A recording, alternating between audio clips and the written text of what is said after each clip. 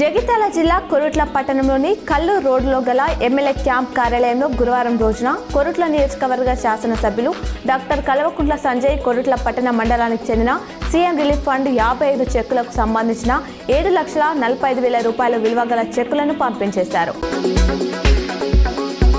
Operation Sindoor విజయాన్ని పురస్కరించుకొని త్రివిధ దళాల సేవలకు కృతజ్ఞతగా, అలాగే భారతదేశ ఐక్యత, దేశభక్తి, సమైక్యతను ప్రజలకు చాటి చెప్పే ఉద్దేశంతో భారతీయ జనతా పార్టీ ఆధ్వర్యంలో జగిత్యాల జిల్లా కొరుట్ల పట్టణంలో బుధవారం సాయంత్రం కొత్త బస్టాండ్లోని అంబేద్కర్ విగ్రహం నుండి నంది చౌరస్తా వరకు ఘనంగా తిరంగ యాత్ర నిర్వహించారు.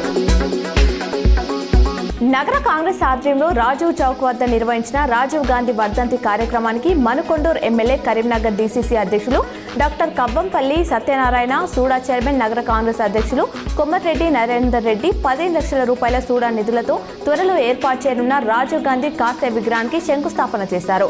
ఈ కార్యక్రమానికి నగర మున్సిపల్ కమిషనర్ శ్రీమతి చాహద్ బాజ్పాయ్ హాజరయ్యారు.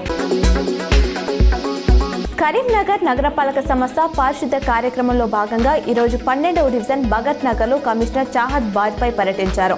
పలు కాలనీలో పాదయాత్ర చేసి పారిశుద్ధ్య పనులను తనిఖీ చేసి పరిశీలించారు.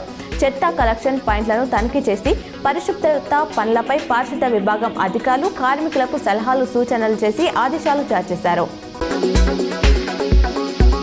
కరీంనగర్ సప్తగిరి కాలనీలోని కోదండ రామాలయంలో సామూహిక నవగ్రహ పూజ కార్యక్రమాలు వైభవంగా కొనసాగుతున్నాయి. ఆలయ ఆవరణలో చేపట్టిన నవగ్రహ పూజకు పెద్ద సంఖ్యలో భక్తులు హాజరయ్యారు.